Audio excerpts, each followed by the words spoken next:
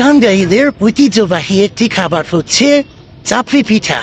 এই চাপড়ি খেতে যেমন সুস্বাদু তেমনি মজাদার। আসসালামু আলাইকুম, কেমন আছেন সবাই? তো আমি গিয়েছিলাম টাঙ্গাইলের পার্ক বাজার এলাকায়, সেখানে চাপড়ি পিঠা বানানো হয়। এটি টাঙ্গাইলের বিভিন্ন জায়গায়ও বানানো হয়, যেমন খুব চত্বর এলাকায় অনেক বেশি বানানো হয়, খুব বেশি পরিমাণে এটি পাওয়া যায়। তাছাড়া টাঙ্গাইলের আশেপাশে অন্যান্য জায়গায়ও পাওয়া যায়।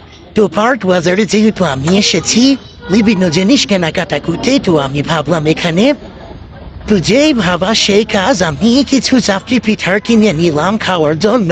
আমি খাবো এবং আমার ফ্যামিলি সবাই খাবে।